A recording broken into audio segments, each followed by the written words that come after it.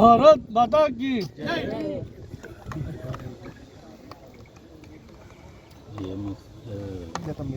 అస్మత్పేట చెరువు పక్కకి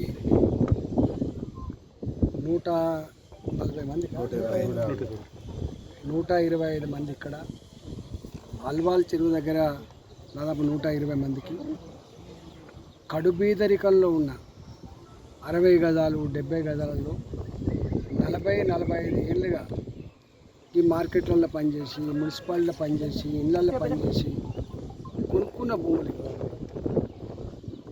ఆనాటి నుంచి అంటే 85 అంటే దాదాపు 40 ఏళ్ళ క్రితం 40 ఏళ్ళ క్రితం తెలంగాణ ప్రాంతాల నుంచి వెళ్ళి పొట్ట చేత పట్టుకొని కుటుంబాన్ని పోషించుకోవడానికి వచ్చిన వాళ్ళు వీళ్ళు. ఈ 60 గజాలలో ఈ 40 గజాలలో ఈ 80 గజాలలో పెద్దవాళ్ళు నివసించే ప్రాంతం కాదు ఇది. సామాన్యులు పేదవాళ్ళు నివసించే ప్రాంతం. ఈ మధ్య హైడ్రా వచ్చిన తర్వాత ఎవరు ఏ పార్టీ వాళ్ళు కానీ ఏ నాయకులు కానీ చెర్లు ఉండకూడదని, చెర్లలోకి వచ్చే కాలువలు వాగులు ఉండకూడదని కోరుకుంటోళ్ళు కాదు. చెర్లు ఉండాలని, చెర్లల్లో నీళ్లు మంచిగా ఉండాలని, మంచి భూగర్భ జలాలు ఉండాలని, మంచి ఎకలాజికల్ బ్యాలెన్స్ ఉండాలని కోరుకుంటుంది. కానీ ఇక్కడ ఈ రేవంత్ రెడ్డి గారు ఇవాళనే రాష్ట్రం ఏర్పడ్డట్టుగా, ఇవాళనే వారే ముఖ్యమంత్రి మొట్టమొదటి అయినట్టుగా వారు చేస్తున్న ప్రకటన చూస్తూ ఉంటే ఇలా బాధ అనిపిస్తూ ఉంది. 1956 1956 నుంచి వెళ్ళి ఇవాటి వరకు అనేక ముఖ్యమంత్రులు వచ్చిపోయింది. ఈ రాష్ట్రంలో 70 సంవత్సరాల కాలం పాటు దాదాపు 17 సంవత్సరాలు తెలుగుదేశం పార్టీ పాలించింది.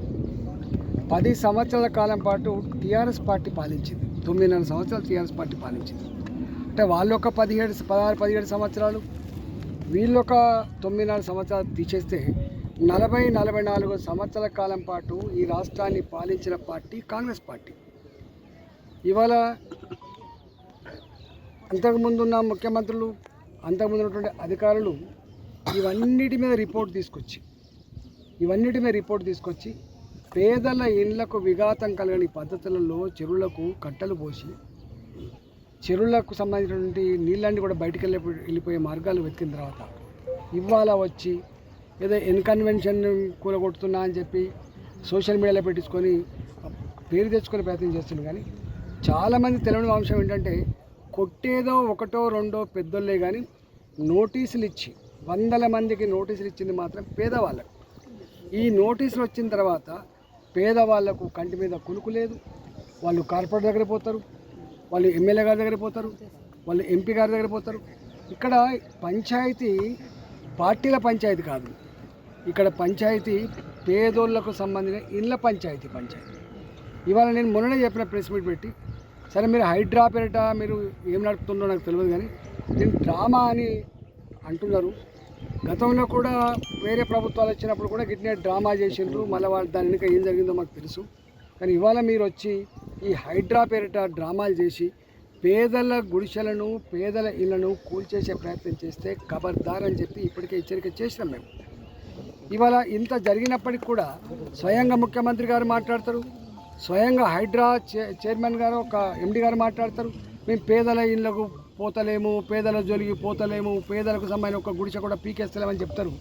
కానీ ఈ నోటీసులు ఎవరి కోసం ఇచ్చారు, ఎందుకోసం ఇచ్చింది, దీంట్లో ఉన్న ఆంతర్యం ఏందో చెప్పాలని చెప్పి మనం చేస్తాం. ఇంకొంతమంది చూస్తున్న ఈ మధ్యకాలంలో వాళ్ళే ధర్మాన్ని మూస్తున్నట్టుగా, వాళ్ళే ధర్మానికి ప్రతీకలైనట్టుగా ఒక ఆయన మా ప్రొఫెసర్ నాగేశ్వరరావు గారు ఉన్నారు. నాగేశ్వరరావు గారు అయితే మొత్తం రేవంత్ రెడ్డి గారు ఇప్పుడే గొప్ప ప్రగతి కాముకుడు, చాలా గొప్ప మేధావి, గొప్ప సంఘ సంస్కర్త, ఆయన మాత్రమే ఈ రాష్ట్రాన్ని రక్షించగలరని చెప్పి భుజాల మీద తీసుకుంటే మాకేం బాధ లేదు. కానీ నాగేశ్వరరావు గారు తెలియంది ఏంటంటే, నీకు తెలిసింది ఒక ఇన్కన్వెన్షనే తప్ప నీకు తెలియంది అస్మత్పేట చెరువులో 125 మంది పేదల కన్నీళ్ళ గురించి నీకు తెలుసా నాగేశ్వరరావు గారు? అల్వాల్ చెరువులో జీతాలు చేసి నౌకర్లు చేసి నెలకు 5,000 10,000 బ్యాంకులకు ఈఎంఐ కట్టుకున్నటువంటి ఇండ్లకు ఉన్న గోస గురించి నీకు తెలుసా నాగేశ్వరరావు గారు? ఇవాళ సూడో మేధావులు, కొంతమంది సోషల్ మీడియాలో ఆ ట్రెండింగ్ కోసం ఆశపడే వాళ్ళు, అప్పటికప్పుడు ఏదో పెద్ద హీరోలు అని చెప్పి పేరు తెచ్చుకునే వాళ్లకు ఈ పేదల గురించి తెలియదు.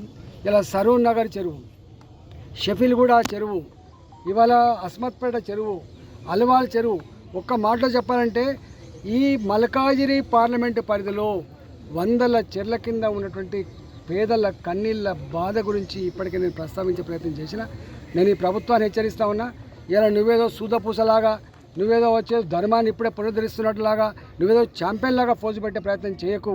పేదల జోలికి వస్తే మాత్రం ఖబర్దార్ అని చెప్పి హెచ్చరిస్తూ ఉన్నాం. నువ్వు అనుకుంటున్నావు చాలామందిని చూసింది పేదోళ్ళు, నిన్నే ముఖ్యమంత్రి కాదు, అనేక మంది ముఖ్యమంత్రిని చూసింది ఇక్కడ, అనేక ప్రభుత్వాలను చూసిన ఇక్కడ, అనేక పార్టీలను చూసిండ్రు, ఇవాళ నిన్ను కూడా చూస్తూ ఉన్నారు.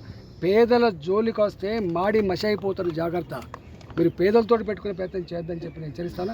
ఇలా ఇవన్నీ కూడా మీ ప్రెస్ వాళ్ళు కూడా చెప్పాల్సింది, మరి ఎందుకు చేస్తలేరు కానీ అంత ఇన్కన్వెన్షన్ గురించి మాట్లాడుతున్నారు, అంత ఏదో కూలగొట్టినటువంటి ఇంకేదో పెద్దల గురించి మాట్లాడుతున్నారు. కానీ ఇన్ని సంవత్సరాలుగా ఉంటున్నటువంటి పేదల గాథల గురించి కానీ, వాళ్ళకు వచ్చిన నోటీసుల గురించి కానీ, ఆ నోటీసులు స్వీకరించిన తర్వాత వాళ్ళలో ఉన్నటువంటి ఆందోళన గురించి ఒక్కరు కూడా చెప్పకపోవడం బాధ అనిపిస్తూ ఉంది. నేను ఇవాళ మళ్ళీ ఒకసారి చెప్తున్నా, కొంతమంది రాజకీయ నాయకులు కూడా అదే పని కట్టుకొని షెర్ల చుట్టూ తిరుగుతున్నారు, కట్టల చుట్టూ తిరుగుతున్నారు.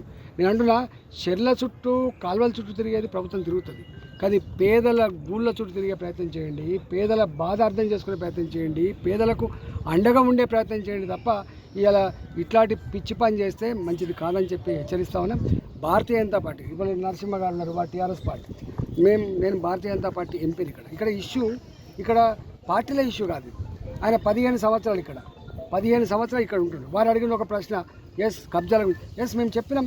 కబ్జాల గురించి ఆనాడే కనుక పట్టించుకొని ఉంటే ఇలా ఇన్కన్వెన్షన్కి బాధ్యులు ఎవరంటే, ఒక మాట చెప్తా, అసలు జనరల్గా మీకు కొన్ని సెంటిమెంట్స్ ఉంటాయి ఊళ్ళల్లో. ఊరు పట్టు ఉడుంపట్టు అంటే తెలుసా? ఊరు పట్టు ఉడుపట్టు. ఇప్పుడు ఇక్కడ ఉన్నారు చూసినావా, వాళ్ళు ఏ కులమో తెలియదు, వాళ్ళు ఏ జిల్లా నుంచి వచ్చినో తెలియదు, వాళ్ళంతా కలిసిమెలిసి ఒక కుటుంబంలాగా జీవిస్తారు. అంటే నాకు తెలిసి ఈ అస్మత్పేట, ఈ పక్కకు ఉన్నటువంటి అందరికీ ఒక మమకారం ఉంటుంది, మాది అస్మత్పేట మా కథ అని. వాటి పుట్ట మీద ప్రేమ ఉంటుంది, నీకు తెలుసో తెలియదు. ఒక చెట్టు మీద ప్రేమ ఉంటుందండి, మనిషికి అనుబంధం ఉంటుంది. నువ్వు అనబడితే వీటి అక్కడ దమ్ముందా? లేని వాళ్ళకే, పేదలకే గూడు కట్టించే దిక్కు లేదు. ఇవాళ గిన్ని ఇళ్ళు కూల్చేసి వాళ్ళకి ఇల్లు కట్టించే దమ్ముందా అండి ప్రభుత్వానికి? ఉందా చెప్పండి. నేను కూడా మంత్రిగా పనిచేసిన, ఆర్థిక మంత్రిగా పనిచేసిన. ఈ రాష్ట్ర ఆర్థిక వ్యవస్థ నాకు తెలుసు. జీతాలు ఇచ్చే పరిస్థితి లేదు. హెల్త్ డిపార్ట్మెంట్లో పనిచేసే వాళ్ళకు, ఇతర డిపార్ట్మెంట్లలో పనిచేసే వాళ్ళకు, అవుట్ సోర్సింగ్ వాళ్ళకు 4 నెలలు 5 నెలలు జీతాలు ఇచ్చే పరిస్థితి లేదు, గుర్తుపెట్టుకో. పనిచేసిన చిన్న కాంట్రాక్టర్లకు బిల్లు ఇచ్చే పరిస్థితి లేదు. ఇవాళ పెన్షన్లు సకాలంలో వస్తలేవు. నువ్వు మాట్లాడేవాడితే వాళ్ళకు ప్రత్యామ్నాయాలు చూపించే దమ్ముందా ఈ ప్రభుత్వానికి? ఎన్ని వేల ఇల్లు కూడా కొడతావు, ఎంతమందిని డిస్ప్లే చేస్తావు చెప్పండి. ఇవాళ నేను ఏదో చూసిన వార్త, మూసీ నది పక్క పంటి 25,000 కుటుంబాలను డిస్ప్లేస్మెంట్ కట్టమని చెప్పి ఫస్ట్, 25,000 మంది కట్టేయమని చెప్పండి ఫస్ట్. కొన్ని లక్షల కుటుంబాలు ఉంటాయి, ఇట్లా ఒక్క దగ్గర కాదు, లక్షల కుటుంబాలు ఉంటాయి ఇక్కడ. సరే, ఇప్పుడు గత 10 ఏళ్లలో బీఆర్ఎస్ గవర్నమెంట్ ఉన్నప్పుడే ఎంక్రోచ్మెంట్స్ ఎక్కువైనాయని అనుకుంటున్నాను. నేను ఏమంటున్నా, ఒకటి ఎంక్రోచ్మెంటు జరిగినప్పుడు సరే, రాజకీయ నాయకులకు స్వార్థం ఉంటుంది. నీ ఐఏఎస్కి ఏం స్వార్థం ఉంటుందా? నీ జిహెచ్ఎంసీకి ఏం స్వార్థం ఉంటుంది? ఏం చదువుకున్నట్టు? ఇవాళ ముద్దం నరసింహ గారు ఉన్నారు, 5 ఏళ్ళు కార్పొరేటరు, మళ్ళీ దీవిస్తే మళ్ళీ 5 ఏళ్ళు వస్తారు, లేకపోతే లేదు. వీటిలో అందరూ ఎంపీ 5 ఏళ్ళ కోసం వచ్చిండు, మళ్ళీ ఆశీర్వదిస్తూ వస్తారు, లేవు. ఇలా కలెక్టర్ అనేవాడు ఒక ప్రభుత్వ అధికారి 30 నుంచి 35 ఏళ్ళు ఉంటాడు. 30 నుంచి 35 ఏళ్ళు ఉంటాడు. ఏం చేసినట్టు? నీ సిస్టమ్ ఏం చేసింది? నీ చట్టం ఏం చేసింది? ఎక్కడ పోయింది నీ సిస్టమ్? ఎవరిచ్చింది దీని పర్మిషన్లు? ఎవరిచ్చింది దీని నల్ల కనెక్షన్లు? ఎవడిచ్చింది దీని కరెంటు కనెక్షన్లు? చెప్పండి. ఏ పైసలతో వేసింది సిమెంట్ రోడ్ ఇక్కడ? ఏ డబ్బుతో వేసింది ఇక్కడ డ్రైనేజ్ పైపులు అని చెప్పండి. మాట్లాడి సరిపోయిందా? సిస్టమ్ ఉంటుంది కదా, ఎవరు ఉన్నా లేకపోయినా సిస్టమ్ ఒకటి ఉంటుంది, చట్టం ఒకటి ఉంటుంది. ఆ జ్ఞానం ఉండాలి వీళ్ళకు, ఆ జ్ఞానం లేదు వీళ్ళకి.